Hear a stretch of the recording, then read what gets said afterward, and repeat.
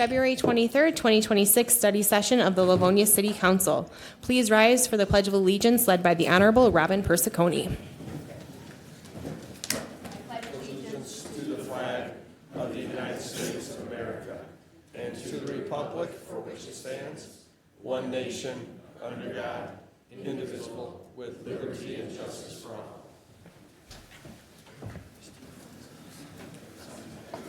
This meeting sets the agenda for the 2036 regular meeting, which is a voting meeting that will take place on Monday, March 9th, 2026, where tonight's items will be officially voted on. We are just missing Councilwoman McDonald tonight. She's recovering from an outpatient surgery, and we wish her well. We will move on to our first part of the agenda for audience communication. The council has set aside 30 minutes for audience communication for items not on the agenda. You will have 3 minutes to speak. Councilman Tashnik will be taking the time on our clock. We do not respond to each comment. However, we may decide to respond during council comments after the 30 minutes is up. Good evening. Hi, good evening. Laura Shoemaker, Gulf Ridge Villa. I wasn't going to speak this evening, but Brandon, thanks to you, you got a little bit of courage here. You spoke passionately about the Noble Library and the inner workings of City Council, administration, and so on. And a couple things that you said. You said we work for the people, and we have to do the right thing, not for political motivation or otherwise. You said get some stuff done, make the decisions to get some things done. And you said we have some serious issues. Well, we do. We're passionate. That's why we're here all the time, fighting the same fight over and over, while the whole time we look out here and all we see is this, a deer in headlights. A couple nods, yes, acknowledging some of the votes that each person took, but Greg mentioned, he called all of you out by name and spoke about the votes that you did have regarding the Sheets proposal. And you know, the thing that needs to be done is to correct the wrong. We all know, we've brought it to your attention, the misdeeds of the ZBA, but yet nobody on this board, this council does anything about it. Don't bring it up, don't talk about it, don't have another vote. Linda Scheel was able to rescind the vote that wasn't on the agenda. How do we get that on the agenda? How do we get one of you to stand up for what is right? We have sat here numerous times and shown you with a big board of the misdeeds of the ZBA. They did not have the authority to grant a use variance. They did not. And when City Council voted, they voted on a site plan, not on a use variance. And Carter says that's not what they meant when the letter went out to the petitioner. That's not what they meant. How would that stand up in a court of law? That's not what they meant. Good question. I'd like to know which one of you will stand up and put this on an agenda for another vote to rescind the vote. Her vote was done with ill intentions, not because something was wrong or something was wrong. Not because there was a miscue. It was done for ill intentions, and you all know it. Somebody needs to stand up and do the right thing. Thank you. Thank you. Good evening, sir. Name and address for the record, please. Yes, Steve King, Coventry Gardens. I want to address item 22 from the last meeting. I want to be clear. I fully support improving the acoustics in the recreation center. A 35-foot steel deck gym is one of the most acoustically challenging environments you can have. For context, I've spent decades as a professional band leader. I've designed and built my own sound systems and performed over more than 10,000 events in every type of building imaginable. I've worked in spaces exactly like that, so I'm speaking from practical field experience. In a structure this tall with a steel deck ceiling, the dominant reflection surface is overhead. Wall panels will reduce some lateral reflections, but they won't address the primary vertical slap echo that causes long reverberations and poor speech clarity. My concern is simple. Are we targeting the dominant reflective surface, and do we have a projected RT60 that shows wall-only treatment gets us below 2 seconds for speech intelligibility? If we're going to invest taxpayer dollars, I'd like to ensure we're solving the full problem, not part of it. I would recommend, in agreements with Brandon, at the minimum, a brief acoustic analysis before installation of consideration of suspended ceiling baffles in combination with wall panels. This isn't opposition, it's making sure we get it right the first time. RT60, what is that? Reverberation times 60. It's the amount of time it takes for sound to decay by 60 decibels after the source stops. In plain English, it's how long does the building keep talking after we stop. So let's do this smart. I want to talk about a couple other things very quickly. The consent agenda, we just approved millions and millions of dollars on the consent agenda. That should never happen, and it needs to change. You need to change your policy. There needs to be more discussion when we're spending that kind of money. A 4-year-old drowned in Livonia at the Embassy Suites. You guys are going to be talking about a hotel. You're going to be talking. So what are we going to do? What is the conversation you're going to have with that petitioner that ensures that never happens again? What's going to be put in place? You have to be aware of it. Another thing, someone ripped off in the parking lot of the police station. Marketplace everybody's on Marketplace. Everybody buys online. They meet up at the police station to be safe. Okay, let's have a dedicated spot in that parking lot that is well lit and has a camera on it and say, if you're doing a transaction, let's do it here.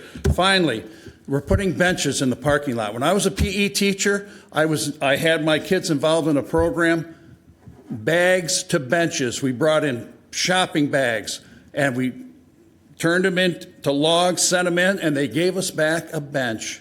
How about we do something that in Livonia? How about we do something sustainable? How about we get out in front of something just once? Thank you. Thank you. Good evening, sir. Name and address for the record, please. Greg Meralco, Gulf Ridge Villa. I like Brandon's passion about fixing things. So I go back to the point that I was making earlier, and that is 5 of you on this council that we know, maybe 6 and 7, are against sheets, and yet we're still proceeding. That doesn't make any sense. And the errors that went into how we got to where we're at are still there. It's against 2 ordinances. That got past the planning department. Quit covering for them. Can't we just admit that we made a mistake? There's an ordinance, it's black and white, it's on paper. We read it, we brought it to the attention of people. And yet nobody wants to fix the errors. Do the right thing is what it challenged leadership to do the right thing. We tell our kids to do the right thing. I really didn't expect to come in here and ask you to do the right thing. 5 of you are against sheets and on record. Maybe 6, because we don't know it, Robin, maybe 7, Kaylee, based on what you've heard and what you've seen. The ZBA didn't give public notice. It's sad that we can't say, you know what, they screwed up. We're not approving anything. But what you make us do is spend money on legal fees to file a lawsuit because it was so wrong. You heard earlier, ZBA in their own words, we don't have the power to grant a use variance unless these 4 conditions all are met. Ordinance is 1. You're right out the window right there. Adherence to the master plan, 2, out the window. Future land use was designating that as a park. Everybody covers for each other. Now the Planning Commission is saying that they want to take that corner and make it a C2 from a C1 right now in the future land use. But let me remind you, Martha, you were part, and Brandon, you were part, Carrie, you were part of the 5-2 against rezoning it. And now we're going to go back and cover our tracks. It's embarrassing. It's embarrassing. Because you screwed up, you're going to come back and cover your tracks. It's unbelievable. We're angry. Yes, we're angry. And we have every right to be angry. They didn't have the power to do what they did. We made mistakes along the way. And then we had Linda Scheel rescinding her vote. Her vote was 4-2 against the site plan. and she rescinded it. She stayed with the majority so she could rescind it instead of having a deadlock 3-3, which was the prior vote that same evening. She manipulated the process. She made a mockery of this chamber, and it's your job to pick it up. Thank you, sir. That is time.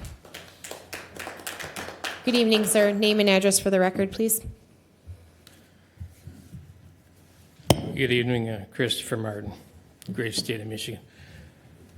Just to let people know out there, members of the ZBA are placed there by City Council. Coming up shortly, there'll be one will be either reappointed or a new person will be placed there. I believe, Kaylee, that will be your decision as council president, who that person might be. But for all of you out in the audience who are here in attendance and those in TV land, it's the city council who chooses members and places them on there. There has never been city council that has ever said, I don't want that guy on there. One time, just the last time.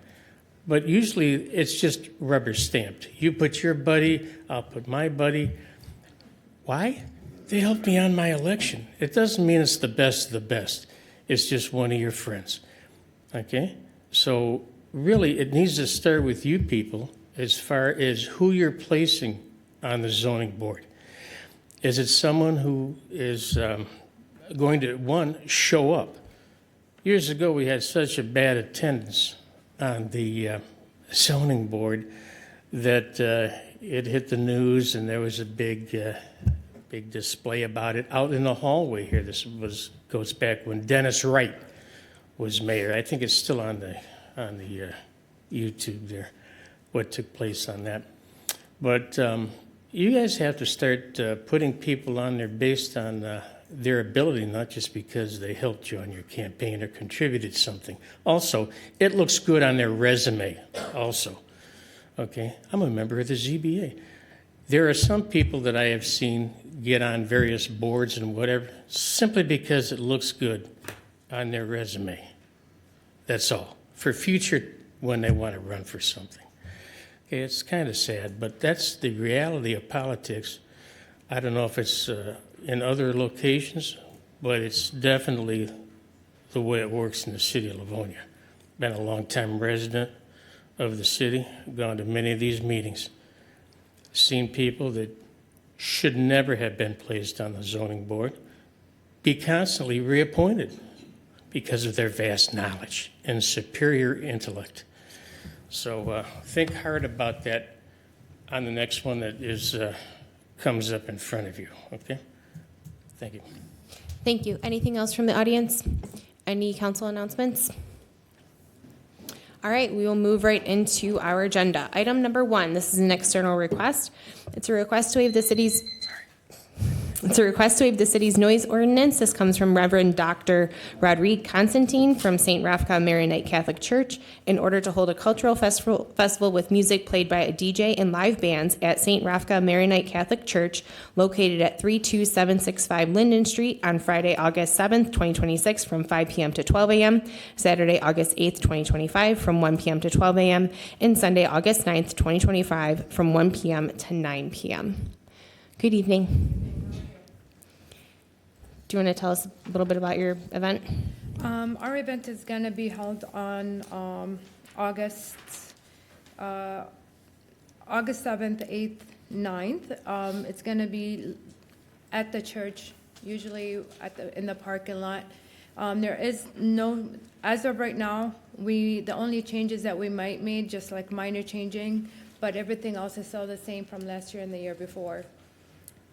So. Okay, thank you. Anything from council? Madam Chair. Councilwoman Tashnik. Thank you. I know last year we had quite a few residents that complained about the noise levels, and I know with other events similar to yours in the city, we've placed decibel limits or had decibel meters enforced. Is that something you would be willing to do? I know it's a great event, and I've driven by your event. It looks like a lot of fun. We get a lot of noise complaints, and so I want to be able to get in front of that so that you continue to have this event. Yes, absolutely. So that would be something you'd be able to get some decibel meters and put those in place, and then if we get complaints, we could check Absolutely. those and all Yes, that. absolutely. Typically, when we have events like this, it's usually the bass on the music, Right. that thumping noise. Right. And that's what we've gotten complaints about, so. Would you be amenable to maybe ending at 11 instead of midnight, or is midnight kind of a, because I know if you end at midnight, then it's another hour or so of cleanup and everything else going on. Usually when we end like a half an hour before, so we'll have time for us to be able to clean up and everything, but the music shuts off. Okay, that's, I guess, what I'm asking. Will the music be shut Exactly. off before midnight? Yeah, 100% is usually shut off before midnight. Okay, thank you. That way, we can guarantee everybody's out, leaving, and cleanup is in process and wouldn't disturb anybody after that time. Perfect, I appreciate that. Thank you. Anything else from council? Can I, Sure. Councilman Brockway?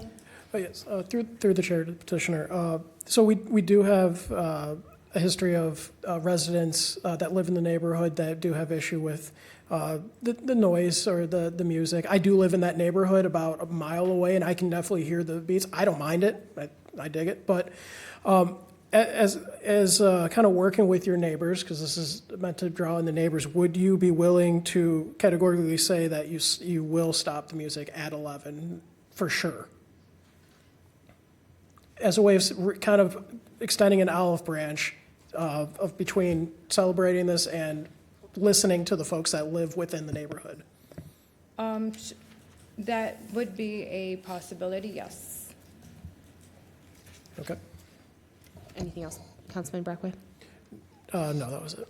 Councilman McCullough? Thank you. Do we have a motion? No. Listen, just to incorporate it and through the chair to Mr. Fisher, I'd like to offer an approving on the regular to include the same decibel limits that we use. I think that we used it for St. Mary's. I'd also like to include on the resolution that the music will be off by 11 p.m. Understood. So, in terms of waiver of the city's noise ordinance, the waiver is time-bound currently. You're asking that the waiver be time-bound to 11 p.m. instead of midnight? Yes. Okay, Yep. understood. And if I may, to the petitioner, I think we've been getting more complaints than you would even know. You want to be good stewards to the community. I think this helps you, and it still gives you time to close it down. That ensures that if there is any issues and you guys don't stop the music, then there's a resolution for the police to issue citations. So I think it helps you. I think it helps the neighbors and gets you everything you need. That's just my honest opinion. Okay. Because we appreciate that event. We want you to be successful. I think that is a win-win. Thank you. Thank you. Madam Chair? Yep, Councilman Tashnik? And to the maker of the motion, Mr. McCullough, are you okay if we define the decibel limit? 100%. Okay, that's all. I just want to make sure, Mr. Fisher, that that's included. Yes, to match St. Mary's Festival. Perfect. Yeah, thank you. Councilwoman? Madam Chair, I do have one question also through to Mr. Fisher. With respect to the current ordinance without a waiver, what is the end time for a Friday or Saturday night? Is it 11 p.m. as it stands, so there's no waiver? I would have to look into that. I thought it was 10 p.m., but Okay, I was just wondering if this is even going, okay, thank you, that answered the question. Councilwoman Budzinski?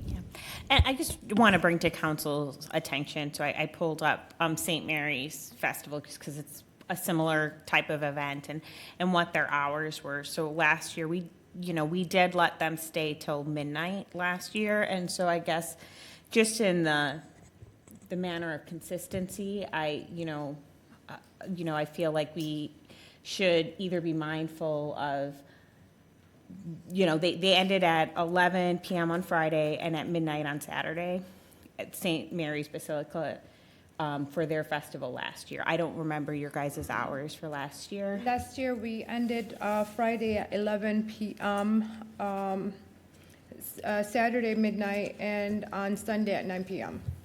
So I just feel, I understand where it gets hard for residents, who aren't participating in the activities and it can be disruptive. But I also think it's important that we, support those who want to celebrate and have gatherings. I think gatherings, make us a stronger community. And, especially in these times when people are so isolated or separate, that when there are these opportunities to come together and celebrate, that is fostered and encouraged. So I won't explicitly make a change to the motions that have been made, but I will just note that I think we should be mindful about being consistent and whether it's saying that they can go till, that set midnight time on Saturday alone, but 11 on Friday, or just being prepared that when others come before us, that we kind of say, this is what we want in our community. So we're not making different decisions for different individuals who are really putting on the same type of event. I agree. Thank you, Councilwoman Persicone. Thank you, and I would like to make an alternative resolution at this time.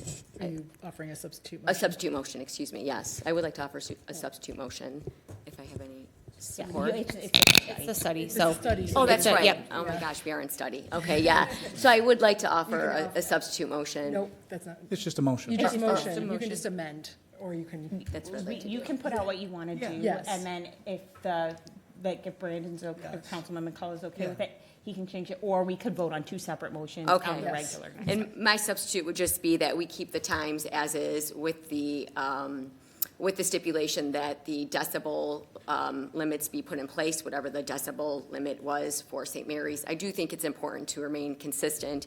I think these are wonderful opportunities. We don't have a lot of events like this in our city, and I love bringing them to our city. I've been to this festival. It's a great event.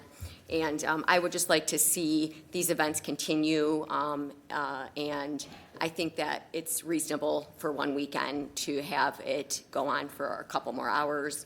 And certainly, so long as the noise is not extremely disruptive, because there are neighbors that we do have to be mindful of. So just with the appropriate decibel limits in place, whatever those limits are. Thank you. Thank you. so Ms. just point of order. Yeah. Are you Yep. gonna- I'd be Mr. happy McCullough. to, now, I'll trade you. I want to up it because I'm thinking instead of putting this in committee, it could be simple.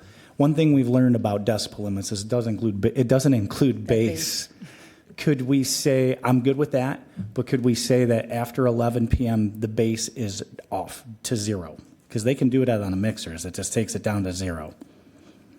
Okay, I don't know a lot about bass. I'm Yeah, gonna no, put that trust out me, there. So if that is something it's a that thing. can be done, Yes, but you can it's right still- on the mixer. You just take the bass all the way down, just like you would do on a car. So I'd be fine with that if it's amicable with you guys. Just to say 0 bass after 11 p.m. And I think that way we can have the same. Mr. Fisher. If it's too much, then listen. We're going to have the police monitoring it, and I will amend the motion to include that. Thank you. I just think that would be it. Carter, just tell me if it's going to make your life crazy. Don't worry about that. But in terms of how we monitor, the base, that would be my main concern. How the police are actually going to enact the resolution as offered. The one thing that I've learned is when you're DJ or anything, they've got those mixers. And the reason I did this is because it's funny when Mr. Davis brought up the fact about the other item. I had a similar one at our new police station, and the sound engineering, I brought this up. I said, is there a way just to turn the bass off? Because I feel that you could have a decibel limit, but if the bass is on, it just negates everything. He goes, you say that it's 0 bass on your mixer. Now, we could put it in there. We're just looking to obviously cover the basis on it, but I think it would go a long way. It's literally the mixer for the DJ to say, turn the bass off. Then Patrick can enjoy jamming to a little less booming. Right. My concern is how the police will actually monitor that. Will they have to visually look at the DJ booth, or will they have a monitor included in the decibel monitor? Because of how this is opening up into Pandora's box, I will amend my motion, and our great police force will be working with our partners in the community. How's that? I think that's fine. I think it's great. And I think that our petitioner here understands what we're just trying to achieve. Yeah, We absolutely, would like you to absolutely. have the We're- event yes, until we want midnight, to. but just perhaps talk to your DJ and the people working there, explain to them what we've discussed, and we would really just appreciate if the bass was Absolutely. lowered. After 11. Yeah, I got you. okay. That would be- Absolutely. Thank you. Okay, anything? Sure. for clarification, did you still want this on the regular, or do we feel I would be like fine. it's okay I'd be fine to, consent? if you guys are cool to put it on the consent. I'd Okay. like this to remain on the regular. This is an issue that gets brought up every single year for the Then we'll leave it on council. regular. And we do have residents that are saying, please stop doing this so late at night. I know you were talking about, well, we don't do this for St. Mary's. Maybe they're next, I don't know. But we have residents that live in the neighborhood, I live in the neighborhood myself, that are saying that this becomes an issue after 11 p.m. So that's why I'm saying bring it up. Just stop the music at 11. It's not going to hurt the festival. We're talking about an hour here, and it's extending, saying this is for the neighbors. Your neighbors are saying they don't want to hear this after a certain point. So that's the only reason why I'm kind of pushing that this should go on the regular, and I would like it to remain. Okay, thank you. This will be on the regular for March 9th. So it would be the same. You'll want to come back on March 9th Oh, on okay. 2026. Sorry. Not the consent agenda. Okay. Yeah, come on up. You have 2 minutes. Please state your name and address for Yeah. the record. Steve King, Coventry Gardens. All right. Bass is a longer wavelength. It's different than, it's a different frequency. So, just for the layman, highs, they fade first. The mids, they fade last. Bass, because it's a low frequency wave, can travel around objects, and it goes on forever, and it's the last thing you hear. And Brandon's exactly right. Bass is the problem. And I would say DJs are the problem, because bands don't do that. But I've been to that festival. It's an excellent festival, and it's so simple. The festival can go to midnight. The music ends at 11, or the bass ends at 11. You can still do your festival. There's going to be people milling around for an hour. Whether the music disappears or not, they're all still going to be there. You're not killing the party. So, again, great suggestion, kill the bass. That will work for St. Mary's, too. So you guys all got to think about that. Thank you. Thank you. Good evening, ma'am. Name and address for the record, please. You have 2 minutes. Good evening. My name is Susan Dobbin. I live on 14122 Hubbard Street, so I live right in the sub, right by where the festival takes place. I think the festival is great, but we live in a neighborhood. I'm not sure where St. Mary's Church is, but this is right in the middle of the neighborhood. There are neighbors who back to their church. There are neighbors who are right across the street from the parking lot, and there are neighbors who are blocks away. I live on Hubbard, 2 blocks away. My windows vibrated till 11 o'clock at night. I have new windows, so they're good. It's not that they're cheap windows, but they vibrated. I wake up at 5 o'clock in the morning to go to work at 6 o'clock in the morning. I love their festival, it's great, but turn the music off at the right time. Don't be so disrespectful to the neighborhood that you keep babies, you keep old people, you keep working people, you keep sick people awake way past where they should be. It's in the summer. I had all my windows closed so I wouldn't have to hear the music, but instead my windows vibrated.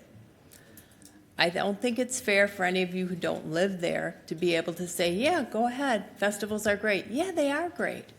But there has to be a limit. You have to be able to be respectful to the neighborhood. This is right in the middle of a neighborhood. It's not on a main road. It's not off somewhere where houses are blocks away. It's right in the middle of a neighborhood. So please, take into consideration that if this were your house in your life, would you want to be able to try and get your kids to sleep, or an old person to sleep, or a person who's going to work in the morning asleep while their windows were vibrating? The music at 11 o'clock is plenty. If they want to keep their festival going quietly after that, I think it's great. But other than that, it's not fair. Thank you, ma'am. That's time. Good evening, sir. Name and address for the record. You have 2 minutes. Jerry Karasinski, 19488 Bainbridge Avenue.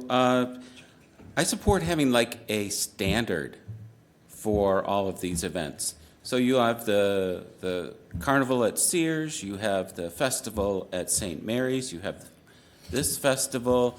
We have the Spree. We have lots of different events like this in all kinds of neighborhoods. And I think that we should consider as a city having a standard for events, maybe based on day of week. Thank you. Thank you. Good evening, sir. Name and address for the record, please. You have 2 minutes. Okay, I'll be very quick. Christopher Martin, great state of Michigan. And I think this is just a common courtesy to the neighbors. I understand Carrie's idea there, okay? Let's have some consistency. I don't know how close some of these houses are compared to St. Mary's. If they're close, it should be a different standard. That's the way I look at it. But let me just use one of their terms of some religious individuals. Love thy neighbor. Think about that. Do these people care about their neighbors, or do they want to run the event? They should be able to say, hey, you know what, the neighbors are complaining, we're going to tone it down a little bit. That's the way I look at it. Love thy neighbor. That's what I would tell these guys. Thank you. Thank you. Anything else from the audience? Councilman McCullough? Right now, if it's possible, I know we can't make any motions, but I'm going to ask that if we can add it to the next agenda to add to the Law and Education Committee all things sound. I don't know, Carter, help me. I mean, anybody that wants to determine it, but at least we can sit there and include bass and not the Meghan Trainor bass, right? See what I did there? There's a dad joke. You can laugh. Thank you. Councilman Brockway? Oh, I thought you were leaning over I was to going to talk. crack a joke, but no. it Okay. won't work. Okay, so from what I'm gathering from my colleagues, this will be on the regular agenda with music ending at 11. Is that what you were saying? Not necessarily. No. No, it's Mr. McCullough's. So it's amending the motion to allow it to stay. We have decibel limits in place, and the police are going to monitor. And potentially in this situation, we're going to give a good chance. Love thy neighbor, right? And you guys do the collaborative thing, which I know you will. And then we'll get a formal ordinance in place. Okay, so this will be on the regular agenda on March 9th, 2026. Moving on, and I apologize earlier, I did not note that item number 2 has new data. So moving on to item number 2, this is a waiver petition. This is petition 2024-02-02-03 submitted by Stonefield Engineering and Design on behalf of Haggerty 6 Partners, LLC, seeking approval of all plans in connection with buildings F and I pursuant to Council Resolution number 135-24, which previously approved a waiver use at the Shops at College Park as part of the planned general development located on the north side of 6 Mile Road between Haggerty Road and Fox Drive in the southwest quarter of Section 6. Mr. Tormina? Thank you. When the council approved the shops at College Park, it stipulated that the commercial buildings along 6 Mile would return to the Planning Commission for a more complete review of the details of those buildings. These are typically referred to as callback items. So the Planning Commission has completed its review of 2 of the 4 buildings that were approved along 6 Mile Road. This is an aerial photograph showing what the site looked like. This is the old Comerica facility that is nearing completion of the demolition.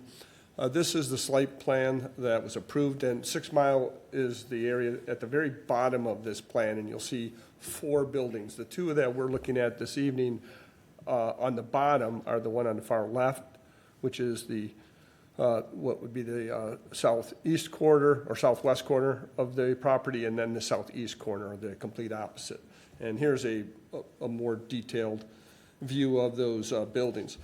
So we're basically updating the council this evening on the project's progress. To refresh your memory, this is a planned general development. It encompasses roughly 21 acres at the northeast corner of Haggerty and 6 Mile Roads. When complete, the shops of College Park will comprise 12 buildings totaling over 160,000 square feet of retail space and 170 apartments. Major tenants include Whole Foods. There'll be a club studio, Starbucks, among many other tenants. The initial approval was granted on April 15th of 2024. There were subsequent revisions to both the site plan and the development agreement. Those occurred in December of 2024 and October of 2025. And again, as a condition of the original approval, it was specified that the buildings along 6 Mile, which at the time were identified as buildings D, E, and a hotel, would return back to the Planning Commission for further review and approval. The revised plan shows these buildings now as buildings F, G, H, and I, noting that the hotel was removed and replaced with buildings H and I. So our review again is building F, which is the one on the far left. That's the one I'm going to go over first, and then building I on the far right of that plan. Building F, as I said, is located closest to the corner of 6 Mile and Haggerty Roads. It was previously shown as a multi-tenant retail building. The building now will contain a single user, that's Charles Schwab Investment Services. The building is a single story. It's about 7,400 square feet in size. Floor plan includes lobby, 15 offices, 2 conference rooms, kitchen, break room, restrooms, and utility services. The exterior is composed of brick, stone masonry, fiber cement, and metal panels, spandrel glass, and metal frames. So no stucco, no ephes on this building.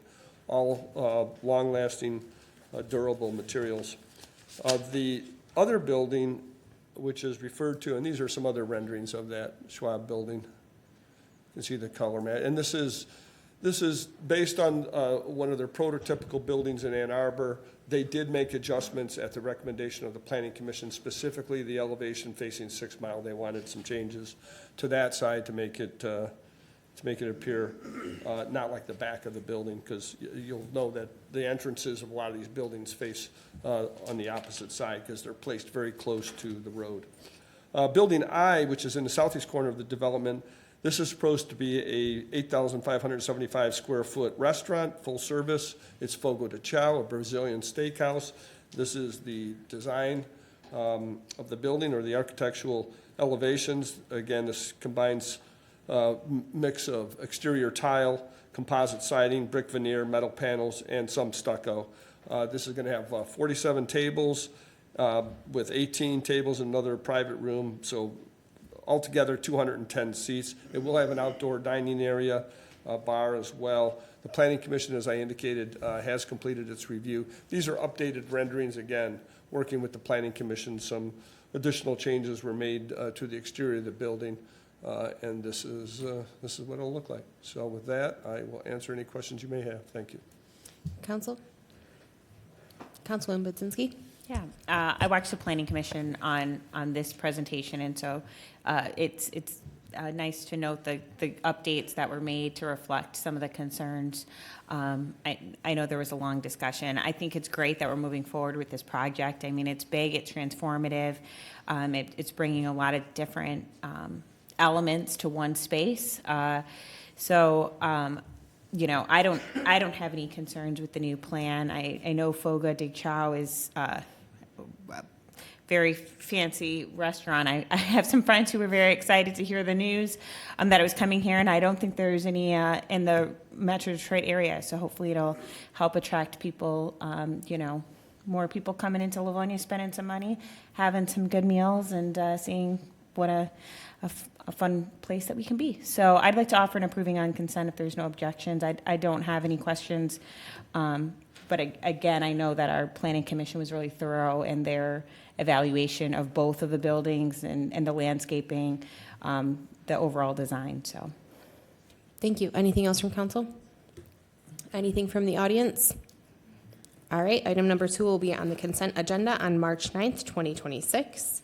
Moving on to item number 3, this is another waiver petition. This is petition 2025-12-02-22 submitted by LAG Development, requesting waiver use approval to remove the existing house and garage at 11315 Stark Road to provide additional parking in connection with the existing automotive dealership operation at 34501 Plymouth Road, located on the west side of Stark Road between Plymouth Road and Pine Tree Road in the northwest quarter of Section 33. Mr. Termina? Thank you. This site is part of the LaFontaine Auto Group dealerships, which are located on the south side of Plymouth Road between Stark and Wayne Roads.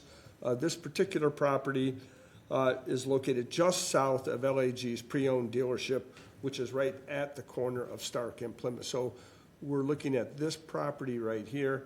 These are some of the buildings that are part of the dealership's operations. They also extend to the opposite side of Laurel Street. In fact, as you move west along Plymouth Road from the used car dealership, there's a VW, there's a Mazda, as well as Hyundai dealerships, all part of LAG's group of dealerships. Altogether, that's about 7 acres.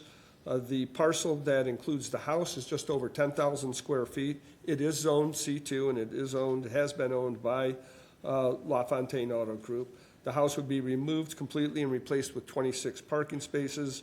There is an existing driveway that extends to Stark Road. That driveway will be removed, and access to this new parking area would be from the existing used car inventory lot. Where this property abuts a residential home to the south, even though that adjacent parcel is zoned commercially, they will be putting a wall to separate this property from that adjoining residence. It is still an occupied residence. No vehicles would be parked within 20 feet of the right-of-way of Stark Road. That is a requirement of the zoning ordinance. Site lighting provides 2 20-foot-high light poles.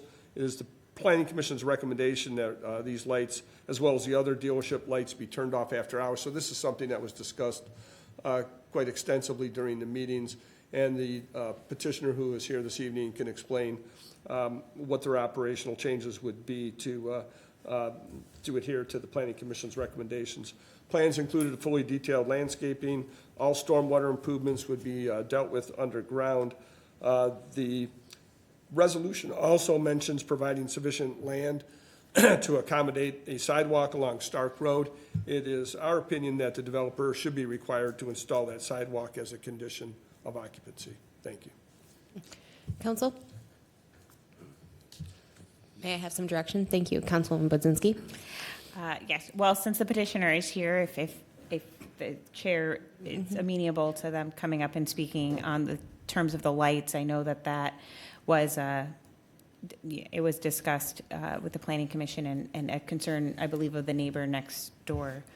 Hey, good evening. My name is Gary Landroge, 4000 West Highland Road, and Sophia Goff also works for LAG Development.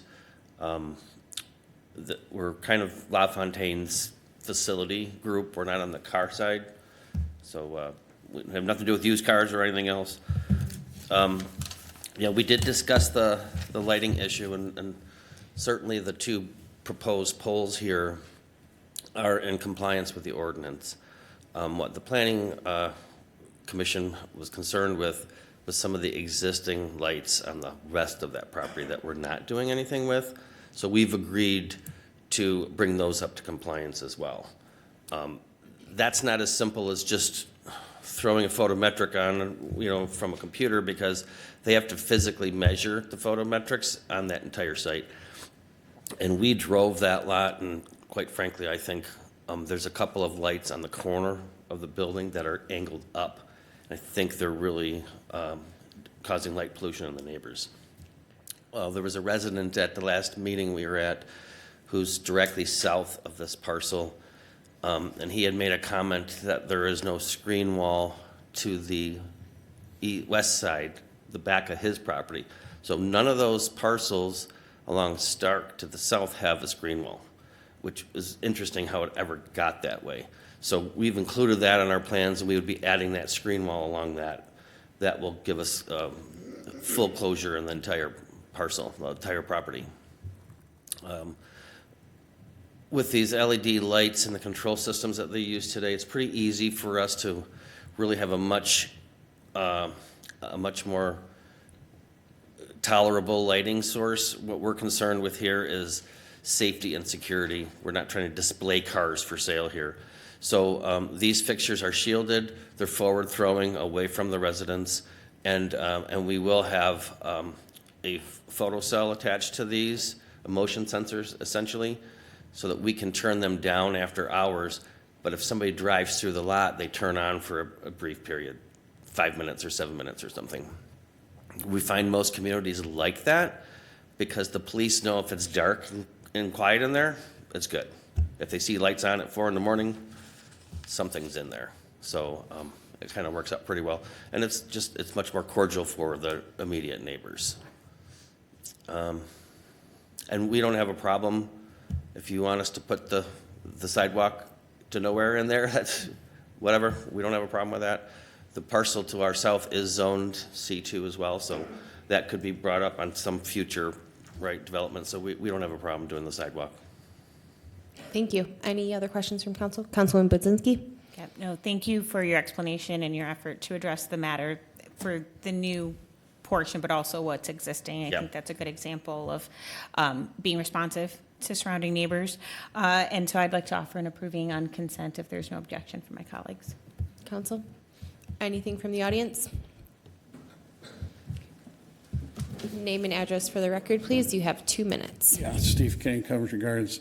This proposal and the last proposal, any proposal that comes before council when it regards building, it's 2026 and we're building like we've been building since 1970. Ann Arbor has active climate and sustainability policies for everybody who comes before council.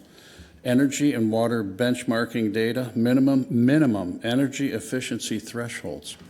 I'm hoping at some time this century, Livonia will move into just at least having a discussion about sustainability. I believe every petitioner that comes before this council should have a digital component and a sustainability component to everything they suggest. And it can be simple. It can be an EV charging station. It can be a solar panel. It can be a waterless urinal. There's a million things they could do. It can be light switches, lights that go on and off, motion sensors. There's a billion things they could do. And I would love to see this city just start inching into the future. Thank you very much. Good evening. Name and address for the record, please. You have 2 minutes. Hi, Cindy Fleming, Livonia. For full transparency, Mr. Tormini even said that the home and the garage, the house and the garage will come down. They are already down. So when you get proposals that are before you that have already been acted on, as a resident, I feel uncomfortable with that, because that doesn't seem like it's the process that should be occurring.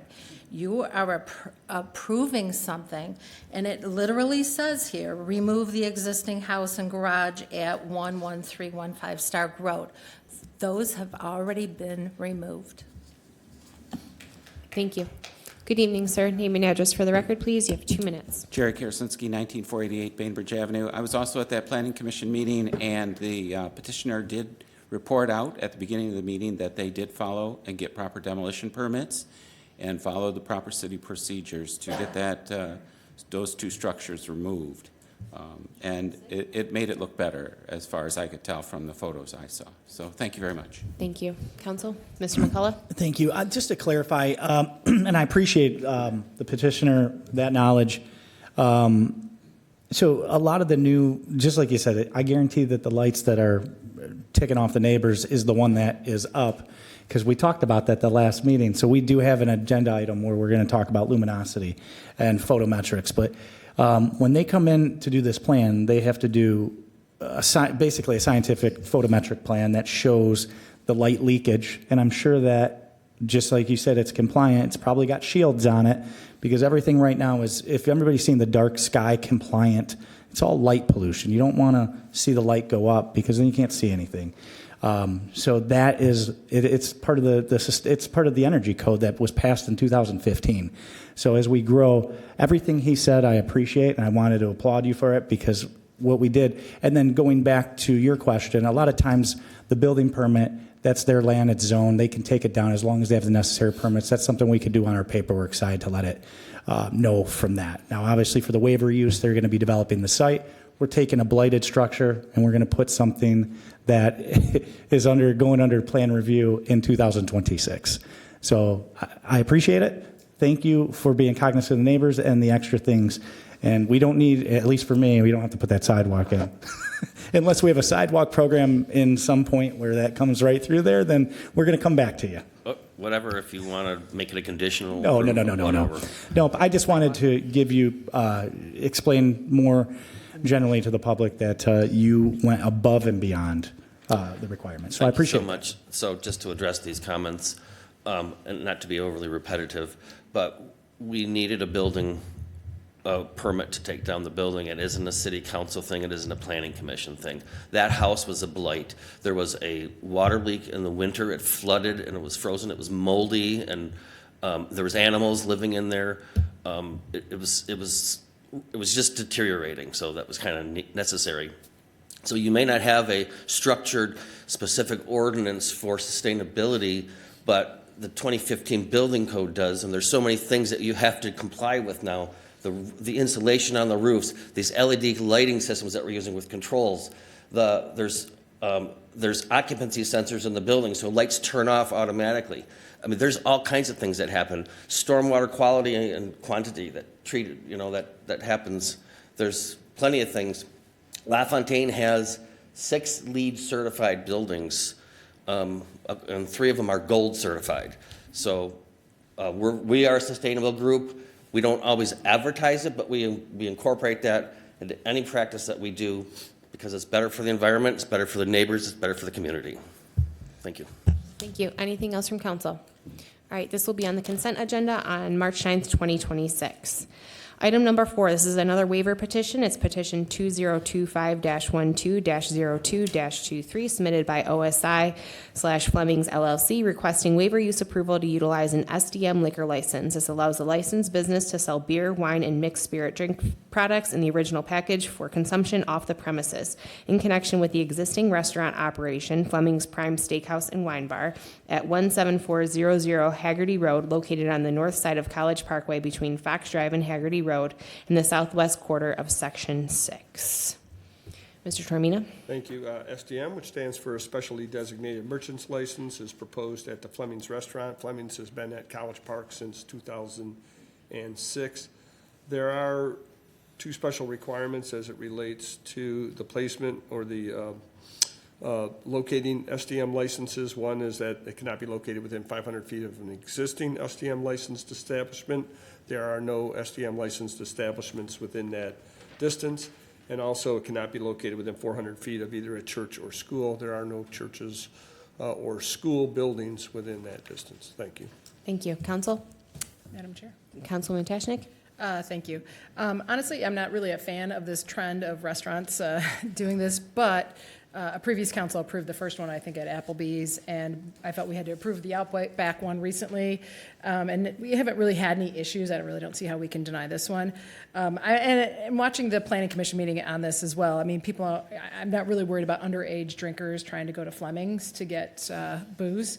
That's probably not going to be their target. I think this is more targeted towards the couple that's out for a nice dinner. They enjoy a nice bottle of wine and they really like it, so they buy an additional one that's sealed and packaged to take home with them, something along that lines. Or they order and then can go pick it up. So I think the precedence has been set on this, and I'll be happy to offer an approving on consent. Council, anything else? Anything from the audience? Good evening, sir. Name and address for the record, please. Thank you. My name is Ralph McNabb, Livonia. I was wondering, does Fleming's already have an SDM license, or are they applying for one right now? And then the second thing is, and you can answer, but my time's going. The second thing is, how many SDM licenses does Livonia presently have that are open? Because you're opening the floodgates now. You can see you had 3 or 4 of them now, and you only have a limited number of SDM licenses that Livonia is allowed to issue, correct? How will Fleming's handle return cans and bottles? They are required by the state of Michigan to take cans and bottles back. And they are required to take cans and bottles from non-customers. So I can walk in, never go in there and eat from Fleming's, and take cans and bottles back as long as they sell that same bottle and can. It's a requirement. I don't know if they know it, but they're going to get stuck with that. Will Fleming's request that every DoorDash driver or any person that's going to deliver, are they going to require requesting a license ID from that driver to verify that they're not underage? delivering alcohol? How do we verify that? How do we ensure that? So those are questions that I have. I'd like some answers if you could, please. If you'd like me to question those, I will. Madam Chair, if I, go ahead. Well, let's get through the audience communication. Name and address. You have 2 minutes. Thank you. Hello, Matt Valentino, Livonia. I am a manager at the Fleming's Prime Steakhouse, and my only intent is for when we host wine dinners that I have wines that are not on our menu that, like you stated earlier, that the guests do enjoy, that they do want to enjoy at home. And that's the sole purpose of why we're applying for this license. Thank you. Thank you. Name and address for the record, please. You have 2 minutes. Tired of hearing it. Steve King, Coventry Gardens. I was at the meeting when the first petitioner came forward with this request, and as predicted, I said it would open the floodgates, and it has. And I just think it's bad. I don't think, I knew it was going to happen after one, and what's next person. I don't think more alcohol in the city is a positive thing. I just don't. And more easy access to any alcohol of any kind. So, and very quickly, the gentleman talked about 2015 building standards. Ann Arbor's using This is on this agenda item. 221 Thank you. building standards. Well, Thank you. somebody says This something. agenda item, Mr. King. I know, but come on. He can say Mr. King, something. this that- yeah, agenda thanks item a lot. right now. Thanks a lot. Anything else from the audience? All right, this will. Mr. McCullough? I was just going to touch base, if I may. Sure. Never mind, it's fine. Okay, this will be on the consent agenda on March 9th, 2026. Actually, I do want to, I'm sorry. This Mr. is my McCollum? right as an elected official, and I will. So right now, I want to at least touch base. Right now, you can DoorDash alcohol. You can DoorDash marijuana. You can DoorDash a lot of things, okay? And they do have to follow the state guidelines on this. So I appreciate it. You know, we got a lot of businesses out there, and I don't think that, you know, with the checks and balances, it's a huge problem as long as it's monitored by our law enforcement. Thank you. Okay, thank you. Item number 5, site plan petition. This is petition 2025-12-08-09, submitted by Schoolcraft Lodge Incorporated, requesting site plan approval to construct a 4-story hotel at 31501 Schoolcraft Road, located on the south side of Schoolcraft Road between Merriman Road and Hubbard Avenue in the northeast quarter of Section 27. Mr. Tormina. Thank you. Your review this evening of this petition is one that was approved originally in 2023. It is a 4-story hotel, as you indicated, on Schoolcraft, just west of Merriman Road. You can see from the aerial photograph, this is what we refer to as a flag-shaped parcel. It contains frontage both on Schoolcraft Road as well as Merriman. Frontage on Schoolcraft, as you can see, is much more greater than it is on Merriman, 397 feet versus 66 feet. So this site was originally developed in 1983 as a Chuck Muir restaurant. It was called Mama and Pastas. It later became Mountain Jack's, and then in the mid-2000s, the building was transformed to L'Esprit Academy, which was a beauty school. In 2023, the property was rezoned from C3 to C4, and site plan approval was granted for the 4-story hotel. But after no activity, that approval expired in 2024. The plans being considered this evening are identical to the plans that were approved in 2023. The building, or the hotel's main entrance would face Schoolcraft Road. Its overall length is 243 feet. Each floor plate or each level of the building measures about 17,730 square feet for a total of almost 71,000 square feet. The first floor contains a few guest rooms, 10 guest suites, as well as a great room and shared living room, pantry, lobby areas, fitness center.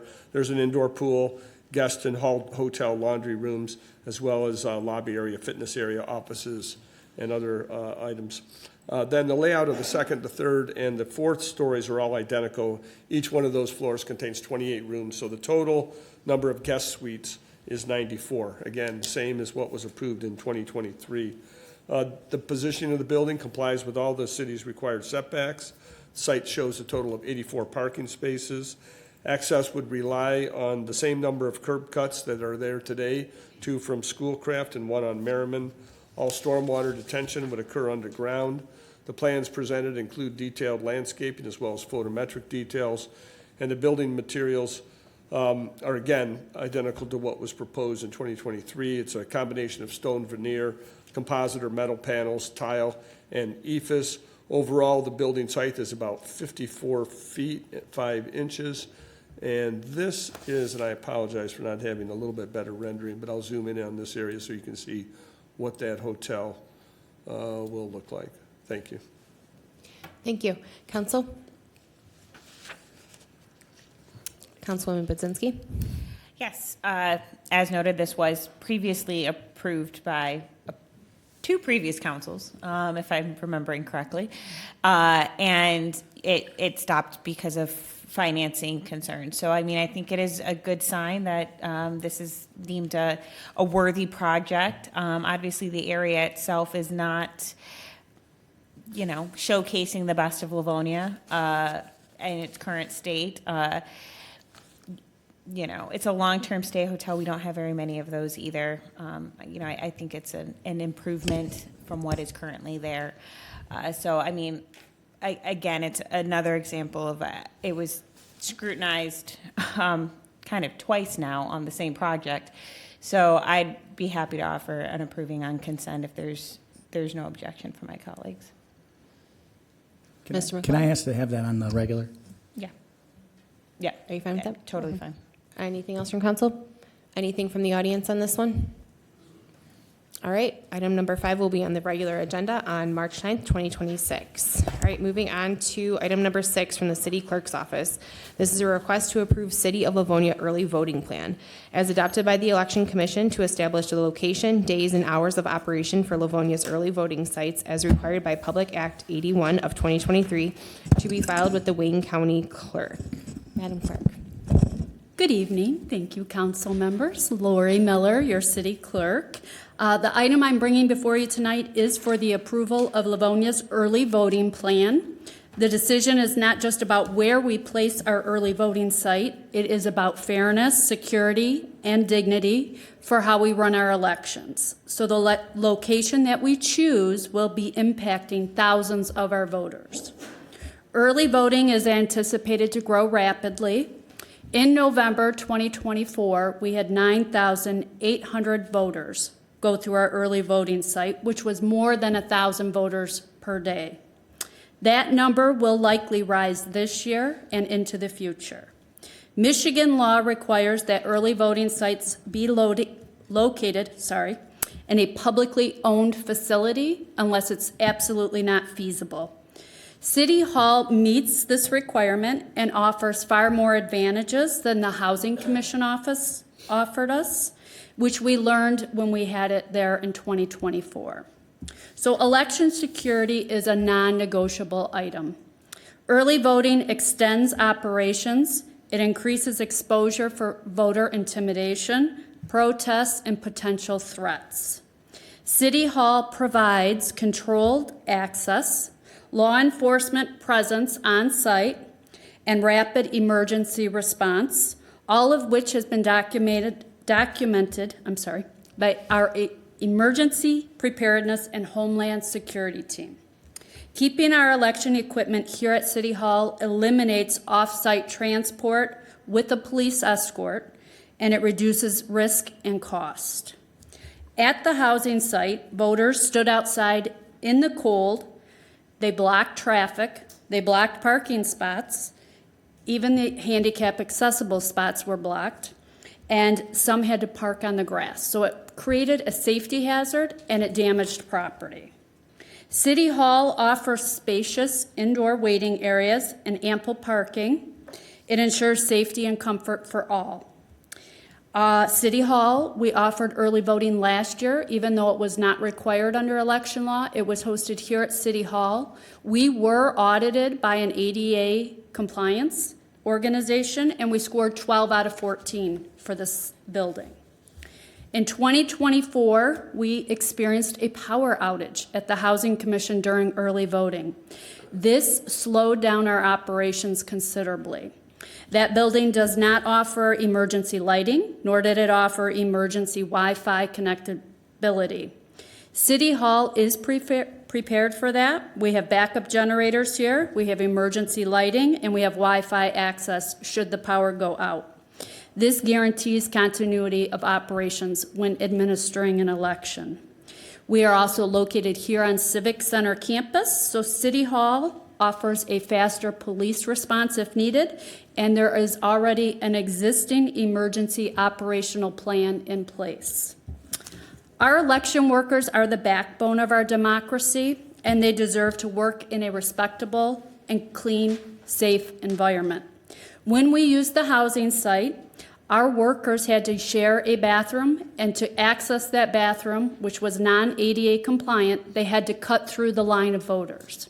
It was not a good situation at all. Secondarily, there was not enough space for them to take breaks. So our workers could not get away from the crowds to sit down and eat a sandwich for lunch.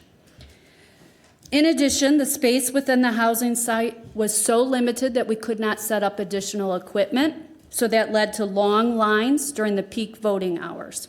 City Hall has ample space so that we can set up additional equipment if the lines do get long, and our equipment is here locked on the premises. City Hall has proven its capabilities, and that was demonstrated during the pandemic, which Brian Kahn and I can both attest to. We were here during 2020, and we had lines going down the whole interior of this building rather than having all of our voters wait outside. Hosting early voting at City Hall will also avoid rental truck costs, DPW labor, and the police escorts that we have to provide for the transfer of our election equipment.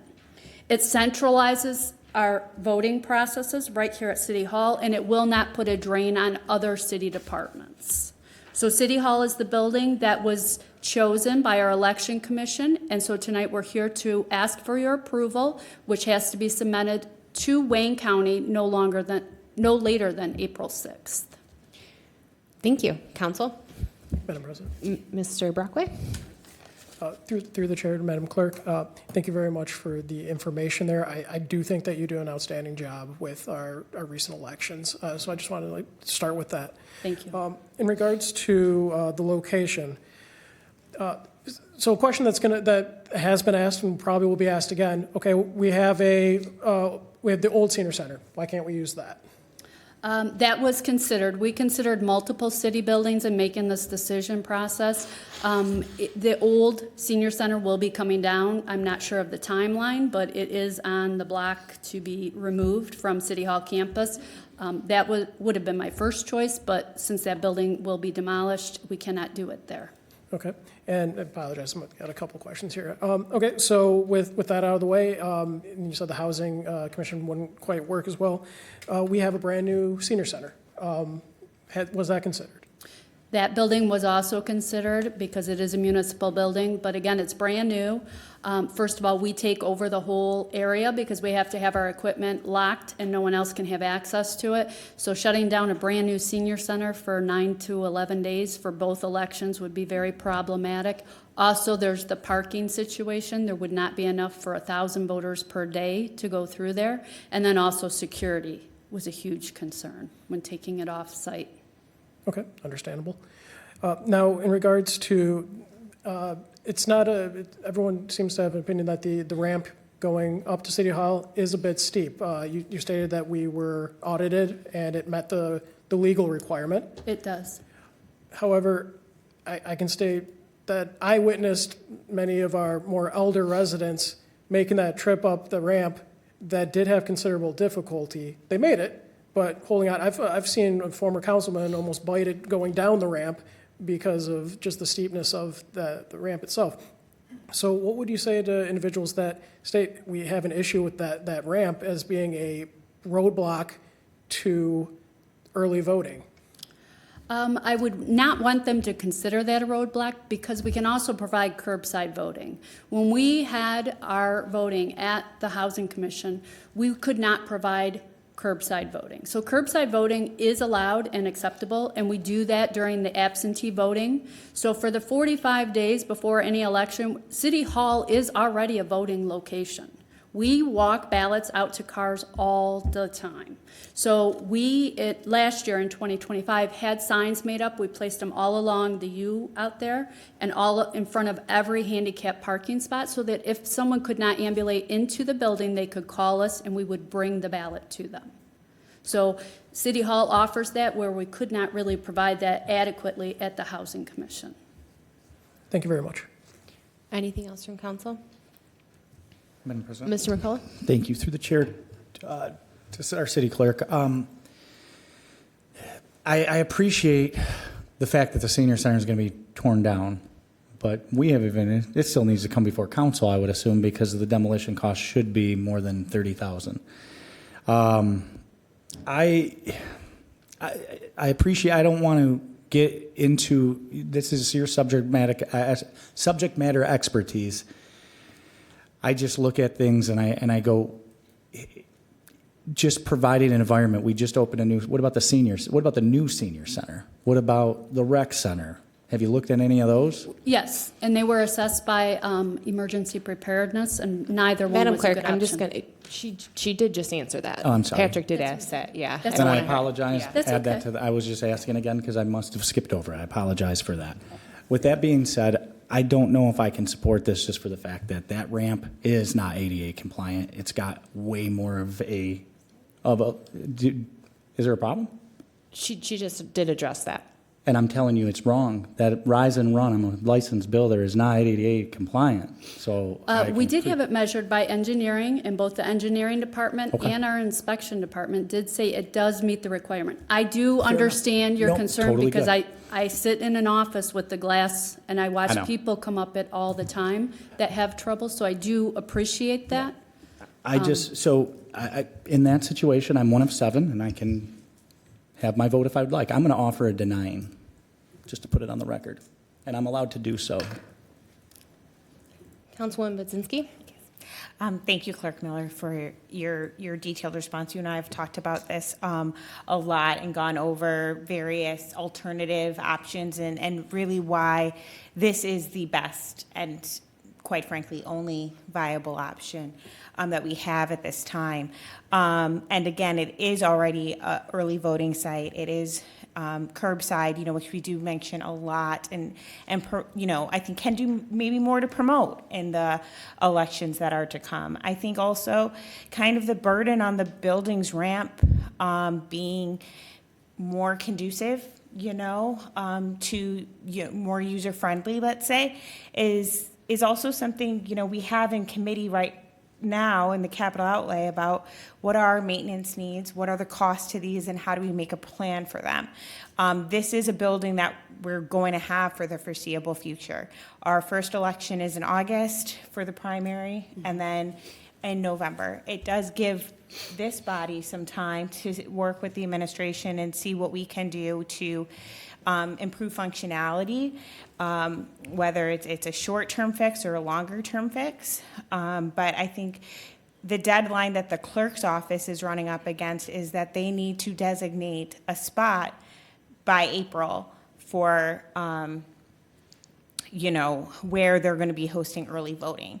So that is a smaller timeline that they have to address this issue. I don't think it's reasonable to close for up to 20 days the use of the senior center or the recreation center. I mean, that I think would not make very many people in our community happy. And I know that we've already talked as this body, I think maybe it was the last one, maybe it was a previous council, about wanting to be swift in demolishing the vacant buildings that we have so that we are not repeating some of the mistakes that we've made with other municipal buildings in terms of having facilities that aren't being used that then require some investment or maybe not being invested in.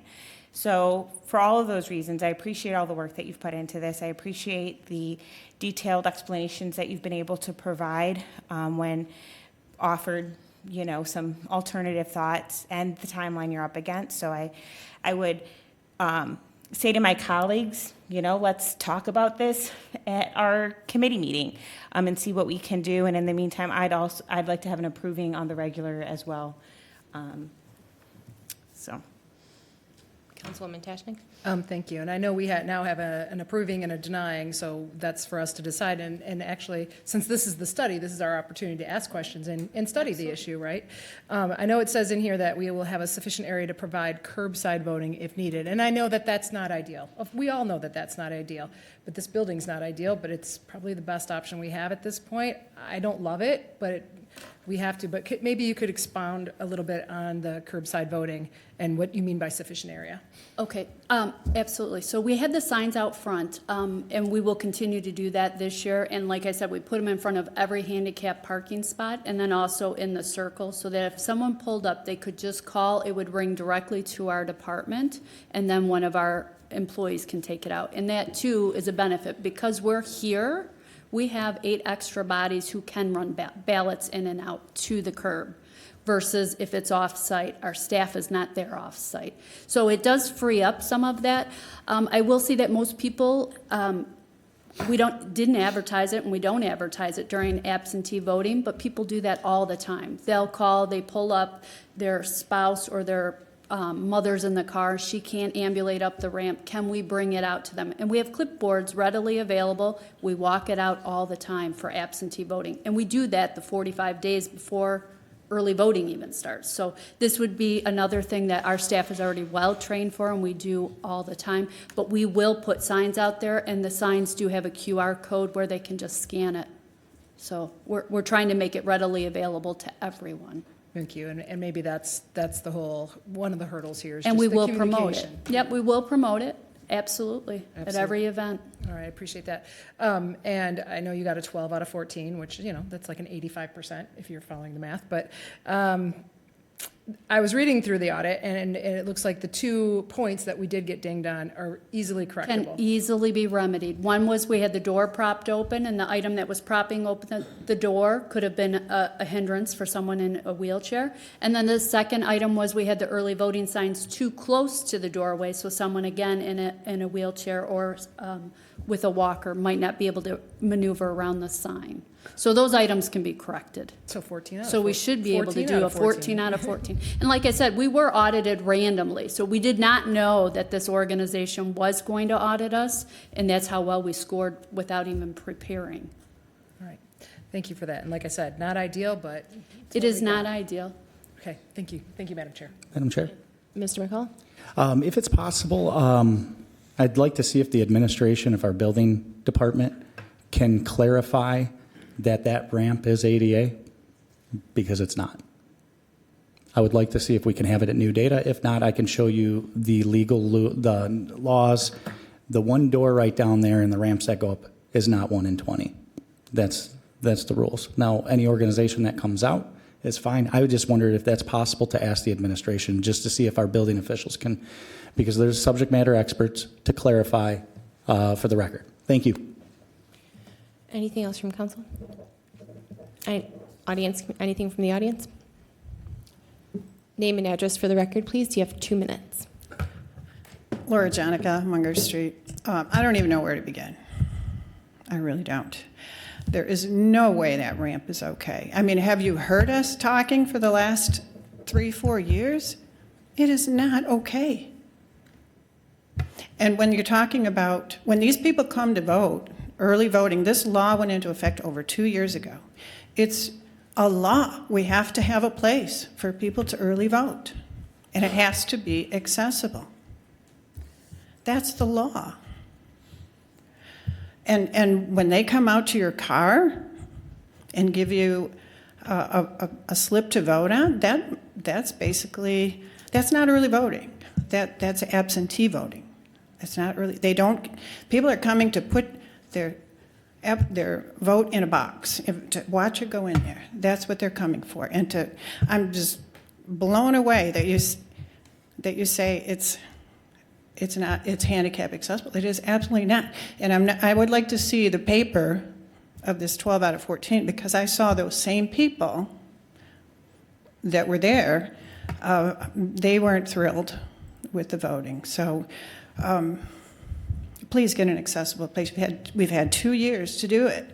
The other place was better. They could walk in. They cannot get a wheelchair in here.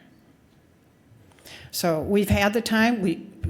You could spend a couple million and make it at Noble. Do whatever you need to do, but it has to be accessible. Thank you. Thank you. Anything else from the audience? Okay, so we have a denying and approving on the regular. Anything else from council? Okay. March 9th, 2026. Thank you. Thank you.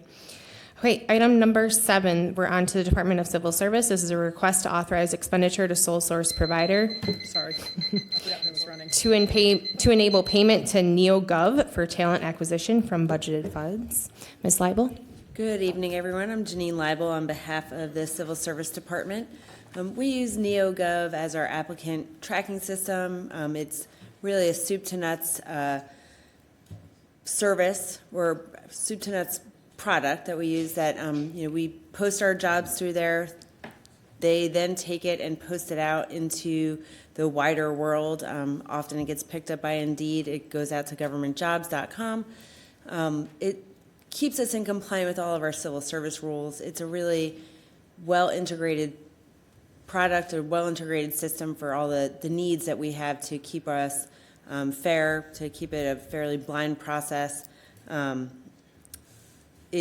To get rid of it or to try and move to a different platform at this point would be a lot of reintegration, a lot of administrative work.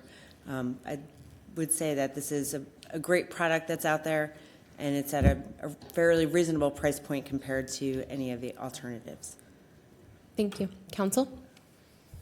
Ms. Persicone? Yes, thank you, Madam President. I'd like to offer an approving on this. I do think that the information in the council packet explained what it actually did. I know this topic's come up before as to why this is necessary, and I think it was laid out really nicely that, importantly, it is very transparent, and there's a huge reduction in potential errors, made by people. It puts an additional burden on our staff. I know you guys work with it's your bare bones, and you do a lot of work with what you do. It's going to take away from other stuff. So I think that this is a necessary product to have, and so I would just like to be offering and approving on consent. Anything else from council? Anything from the audience? Name and address for the record, please. You have 2 minutes. Jerry Karasinski, 19488 Bainbridge Avenue.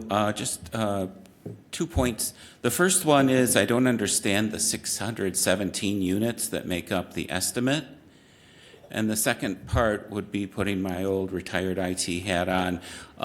Specifically, what are the competitive packages besides NeoGov, and what would be the anticipated costs, either in hours or time and effort and everything else, that financial amount to convert to one of those others? What are their benefits? Or I understand the implication for this year, but in the future, is there a better solution, and is it worthwhile for the city to look at other alternatives? Thank you. Thank you. Anything else from the audience? Anything from council? All right, this will be on the consent agenda on March 9th, 2026. Item number 8, request to approve City of Livonia Ask Me Union Local 1917 contract agreement for the period of December 1st, 2025 through November 30th, 2028. Ms. Leibel. Good evening, Janine Leibel on behalf of the Civil Service Department. After a much careful negotiation with our Ask Me Local 1917 bargaining unit, we came to a 3-year agreement. We look to find our way to a fair contract that addresses recruitment, retention, and a healthy workforce, a well-balanced life for our employees who really, as you can tell by looking around the city, go above and beyond in keeping this a very beautiful, well-manicured city. The agreement is 3 years, which is standard for all of our city bargaining unit contracts. The first item that is usually most important to anyone in a work scenario is how does a payment plan work? We got a cost of living increase for the 3rd year of the contract, which is how our contracts are negotiated, at a 3.5% increase in order to address wages in keeping us competitive with our surrounding communities. We also have a 2% wage adjustment that goes into place, and that is also keeping parity with our other bargaining units across the city, which is a feature of Livonia's bargaining. Something that the city requested is a removal of the brand name Blue Cross Blue Shield from the contract. We carefully negotiated this item to make sure that the plan design stays the same. So that plan would be the same. It's just that a different insurer could now bid on the contract or could bid on the workforce, which is great. Hopefully it keeps Blue Cross in the mix. We do appreciate the services they provide, but it's also nice to be able to shop competitively for our health insurance. We made sure that we modified our sick leave provisions to keep in compliance with the Earned Sick Time Act, or ESTA. That was probably one of the more administrative and labor-intensive things that we had to look at and just make sure we were keeping it as not just compliant, but something that's useful for both the city as an employer and the employees as people who, have illness in their lives sometimes. Another thing we looked at was the modification of the vacation accrual process. We wanted to allow our employees a little bit more flexibility in using it. We also are addressing in what increments that they can take this time off. It seems like a small thing, but it is quite a big thing if you're trying to plan a vacation several months in advance. It's nice to be able to get away with your family and plan that and schedule that well in advance, both for the city and for the employee. It's a good thing. We increased the maximum amount of vacation leave accrual. It's consistent with provisions with other bargaining units, but basically if someone doesn't use their vacation time, they can put it into their vacation bank and that continues to accrue. There's a ceiling for how much it gets to, but that bank they can carry through to the end of their career where it then gets paid out. So I think that was a nice thing that our employees were looking for, and the city did a great job of meeting them there. We added Juneteenth as a city holiday in keeping with the federal recognition of Juneteenth.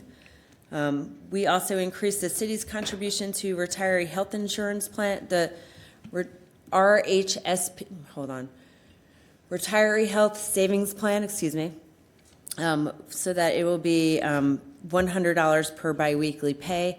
This is a great but maybe a not as well publicized benefit that we have, that after you retire and part ways with your working life, you can go back and submit reimbursements for your medical expenses.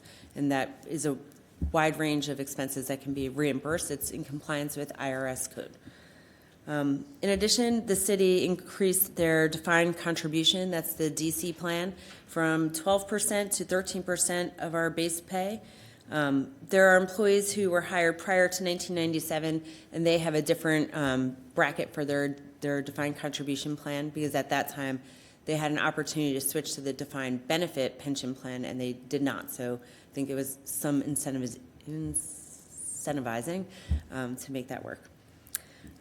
Those are mostly the high points, but I do want to give a thank you to the administration for their support and their vision. But I really would like to thank my 1917 bargaining unit negotiators. They did a great job. They are passionate about the work that they do. They're passionate about representing their coworkers and the people in their bargaining unit.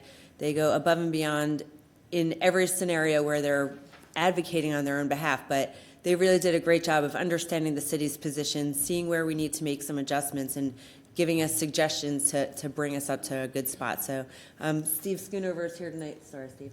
But I just want to call him out and say thank you. It's really lovely to have a good relationship with our bargaining unit, and I value it very much. Thank you. Anything from council? Councilwoman Budzinski? Yeah. Thank you for the overview. Obviously we have a packet. Anyone can see the packet. That includes what the contract negotiations are. It's not an easy process, and you have to do it every year. For those of you who don't know, we have a 3-year split because we do AFSCME this year, we do the LPOA police, and then we do IAF. So we're constantly in negotiations with unions and what their benefits are, which they earn and deserve. But I will also note that it comes at a cost to the city, and it's something that we, as those in dealing with the budget, also keep in mind as we have increased costs that are inevitable, because, anyone who is working or has worked knows that you don't want to make the same amount of money every year because costs go up.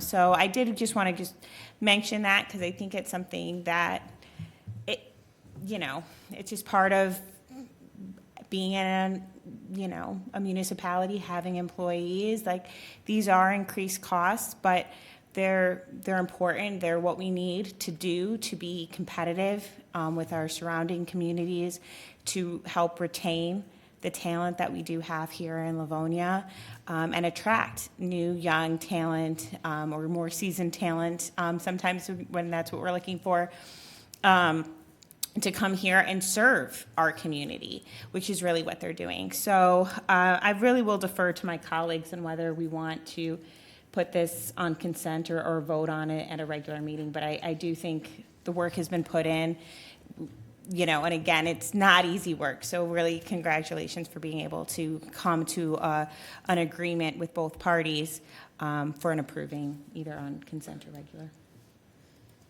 Madam President, I have no objection to putting on consent, if so long as no one else does. Right, anything from the audience on this one? All right, item number 8 will be on the consent agenda on March 9th, 2026. Thank you so much. All right, moving on to Department of Parks and Rec. Item number 9, this is a request to authorize appropriation and expenditure for the emergency repair of air handler Unit 2 at the Jack E. Kirksey Recreation Center from budgeted funds. Mr. Davis. Good morning. Council President Ted Davis, representing Parks and Recreation.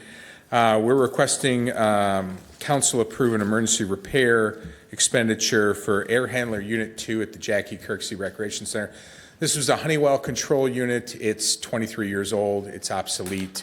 It needs to be a complete new unit associated with it. What an air handler control unit does, and Councilman McCullough can explain this far better than I can, but it basically allows you to control the temperature of an area that the air handler unit handles. To give you an idea, we have 5 that operate for the rec center. We have another 5 that operate for the senior center. So these units obviously impact a significant portion of the building. When they're not functioning properly, it throws the whole air handling system into chaos. We're asking for this emergency repair. Council can also see that we did get 2 other quotes with regards to this emergency repair. One was for the air handler unit that is out, that we need to repair, and then we got additional quotes for updating all of our air handling units. We will be coming forward hopefully this year and replacing all the controls for all 5 air handling units. I'm happy to answer any questions council might have on this. Council?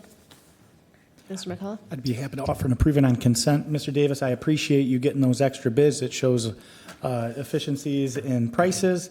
And yes, it does a lot more than just the temperatures. You got static pressure, you got humidity, you've got all the fun stuff. Like I said, Councilman McCullough can explain it far better than I can. So thank you for the detail. I appreciate that. Anything else from council? Anything from the audience? Great. Item number 9 will be on the consent agenda on March 9th, 2026. Item number 10, a request to approve sponsorship for Livonia Junior Athletic League to offset officials' costs from budgeted funds. Mr. Davis. Thank you, Council President. Ted Davis, again representing Parks and Recreation. We're asking that City Council concur with the Parks and Recreation Commission in our continued sponsorship of the Livonia Junior Athletic League. This is for recreational baseball, softball, basketball. We have in here the commission resolution, which outlines our contributions to them. It goes monetary. It offsets official fees for basketball, for baseball, softball. It also provides them field space for our baseball, softball programs. Typically, when we are past the renovation project at the rec center, not soon enough for me, LJL will be happy about it as well. We will typically give them court hours at the rec center as well. So that's one change that you'll see in a subsequent year that we haven't done for the last 2 years. So I'm happy to answer any questions council might have on this item. Mr. Brackway? Madam Chair, I'd like to offer approving on consent. Anything else from council? Madam Chair. Councilwoman Tashnik? Thank you. Through the chair to Mr. Davis. Hello, Mr. Davis. Hello. I know that in order to participate in any LGAL activity, like if you're football, it's like $300 or whatever. Was there any thought, I know this is only not only $24,000, but it's $24,000 nonetheless.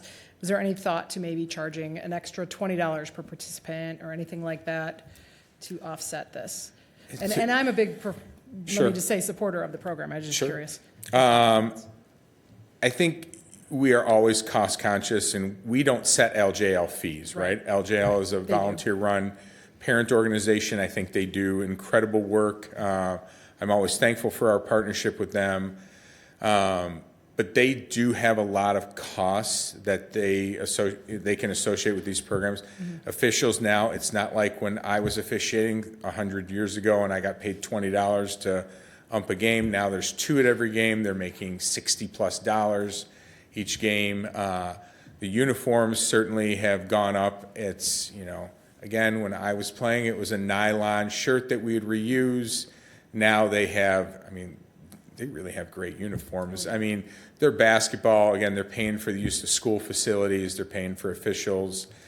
Their costs continue to increase, and I know, they really don't want to price kids out of the market. I think the biggest thing we probably need to be looking at is how do we help them with continued efforts in sponsorship programs or scholarship programs, and how we reduce the stigma associated with that, and we can increase participation numbers. LJL is a fantastic organization. I give all the credit in the world to all those parents that volunteer for that. Again, Councilman McCullough is part of it on the hockey side, but I know Judge Jolly was part of LJL.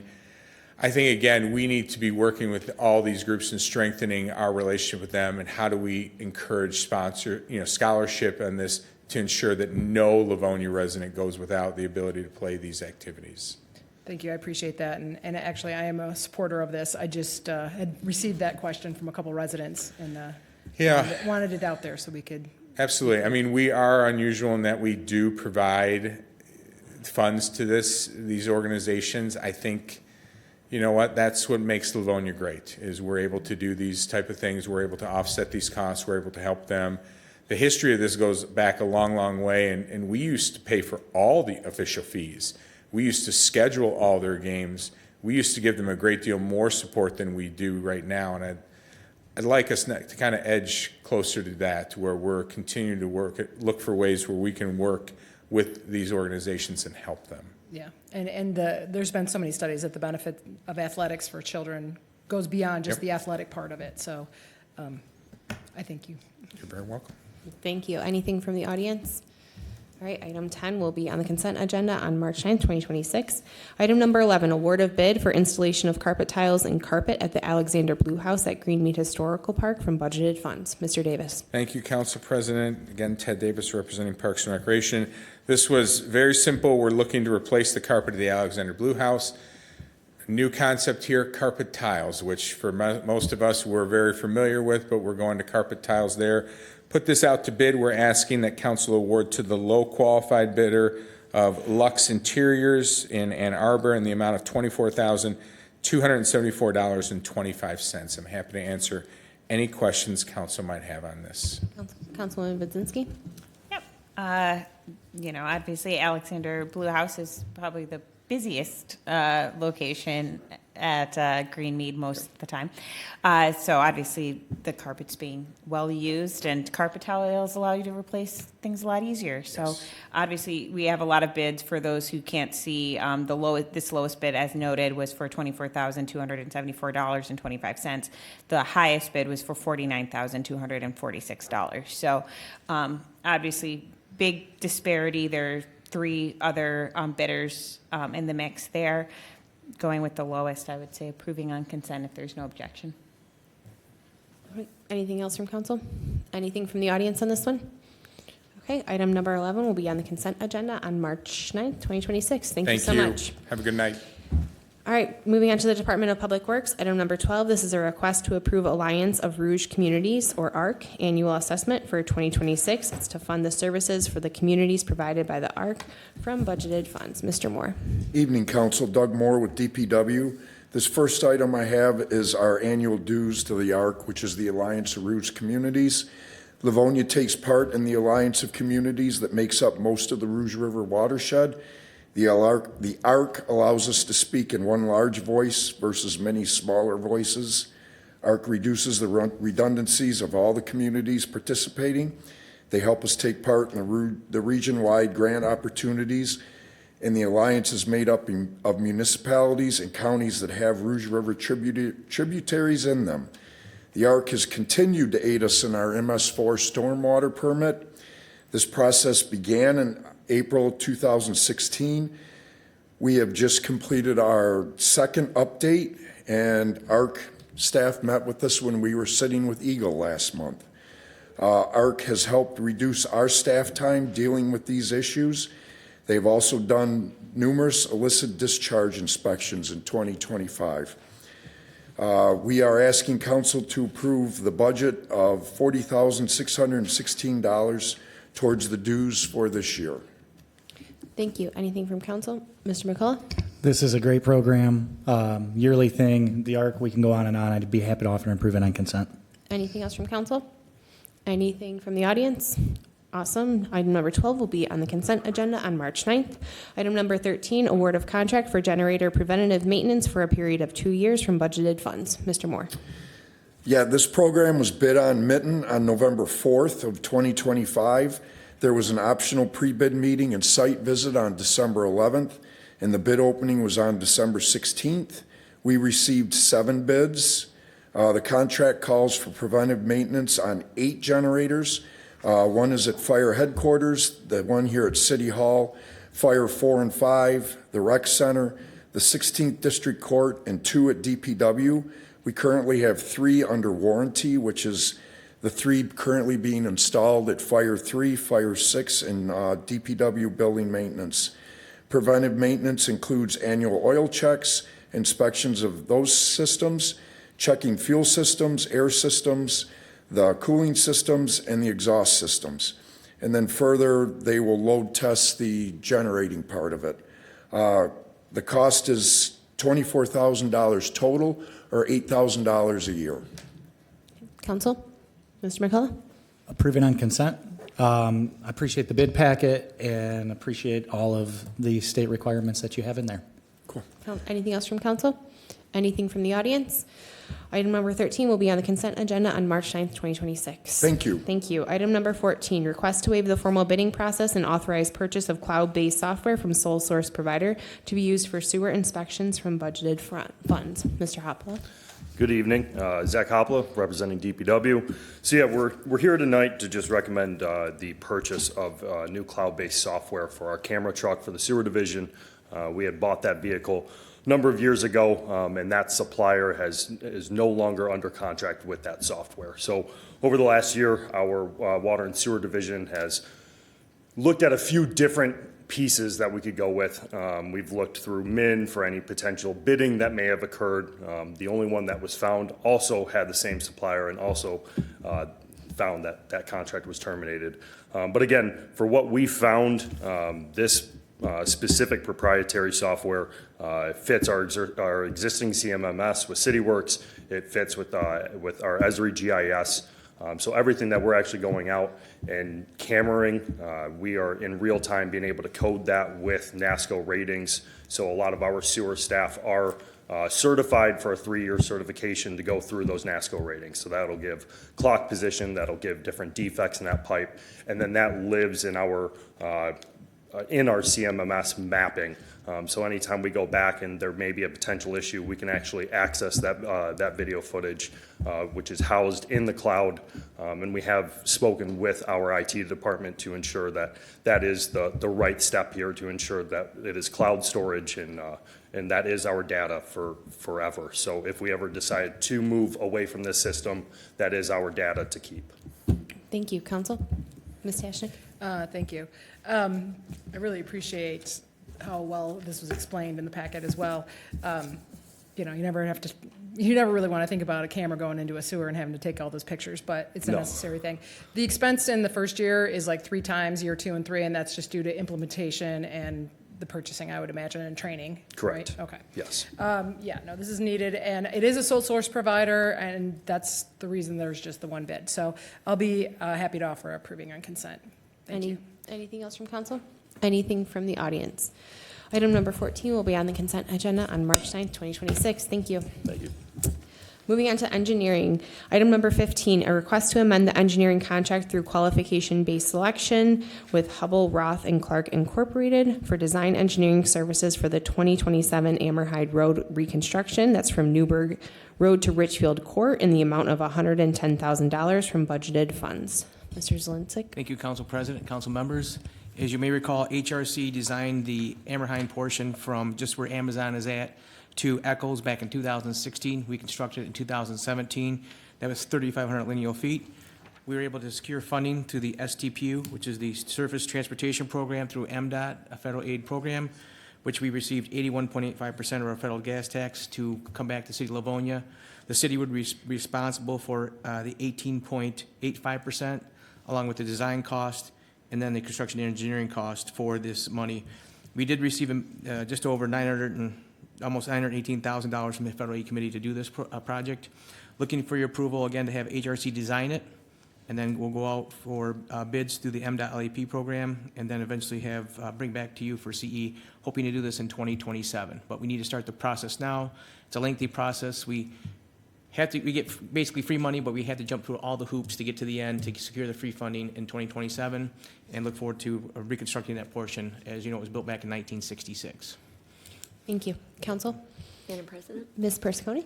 I just want to say I'd like to offer an approving on consent. It is great to see the use of utilizing federal money for this project at a substantial savings to the city. So good job, and I'm excited to get this done. Thank you. Anything else from council? Anything from the audience? Item 15 will be on the consent agenda on March 9th, 2026. Item number 16, award of contract for the 2026 Concrete Road Program. This is contract 26-C from budgeted funds. Mr. Zalinsik. Yes, we have our annual program. This is the 4th year of our renewal program. We actually had a mandatory pre-bid meeting on February 3rd, of which we had several bidders attend. And when the bid came to be submitted on February 10th, we had 2 bids, one the amount of just over $5 million and the other at 6.7. Both contractors, Hard Rock Concrete and Florence Cement, had worked in the city before, but obviously we were very happy with the outcome of the bid, so I didn't have to cut any streets. We kind of planned it accordingly with AEW in the early onset of December to see where we're at. So we're looking to award the contract with Hard Rock. I did work with his father, Rocco Grimaldi, and from Canton Township, and I worked there, and then migrated over here, and they've done a lot of streets around the city. Tony has built up this company in tenfold with doing a lot of work with his pavers and his equipment, and takes pride. He's out there every day as part of one of the owners and president of this company. So we appreciate the ability to move if necessary, or if there's an issue, we can direct him to make sure it's corrected properly. They've been very adamant about handicapped kids or special needs kids out there for bus stops, helping veterans cross safely. So we are very happy to recommend the award to Hard Rock Concrete, which is in just Westland, for $5,004,759.25 for the annual concrete repair program 26C. And Tony's in the audience if you want to ask any questions, or again, any questions about his equipment, but he's able to get the project done on time and within budget. Council? Ms. Persicone? I'm happy to offer an approving on consent for this bidder. Anything else from council? Anything from the audience? All right, item number 16 will be on the consent agenda on March 9th, 2026. Item number 17, request to amend the contract with Anderson Eckstein and Westricht Incorporated for construction engineering services for the 2026 Concrete Road Program from contract 26-C from budgeted funds. Mr. Zalinsik. Again, this goes back to our QBS that was approved back in 2021, which actually expires in November 2026 here. But looking for your approval to have AEW, based on the contract amount, provide the construction engineering, includes testing and inspection to make sure we're holding the contractor to our standards, in the amount of $600,571. Again, it goes up to the maximum. If they use less, then it'll come back to the city and our general fund. We're looking to approve AEW. We have Scott Lockwood, the Executive Vice President, in the audience, along with Ross Wilberding, who's been instrumental in these programs. AEW has been doing the road program since 2008. So if you have any further questions, be happy to answer those, or we have AEW in the audience to answer any further questions based on their proposal. Council? Ms. Persicone? I'm happy to offer an approving on consent. Anything else from council? Anything from the audience? Great. Item number 17 will be on the consent agenda on March 9th, 2026. Item number 18, award of contract for the 2026 concrete road maintenance / selective slab program, contract 26-J from budgeted funds. Mr. Zalinsik. Again, we had $1.5 million budgeted for this program. We had a mandatory pre-bid meeting on February 3rd. We had several bidders attend, and we had 5 bidders submit, ranging from 1.5 million, just under 1.5, all the way up to 1.78. We're recommending Hard Rock Concrete for this project in the amount of $1,491,827. And again, they've done numerous projects in the city of Livonia, capable of doing the work, have the equipment. Again, the owner's on the site, and be happy to recommend their contract for this project, and again, get the work done before winter sets in by October and leaf season comes forward. Council? Ms. Persicone? Just finish this up, approving on consent. Anything else from council? Anything from the audience? Okay, item number 18 will be on the consent agenda on March 9th, 2026. Item number 19, request to amend the contract with Anderson, Eckstein, and Westricht Incorporated for construction engineering services for the 2026 concrete road maintenance / selective slab program, contract 26-J. Again, this is based on the QBS contract amount that we have with them. It's based on the construction amount.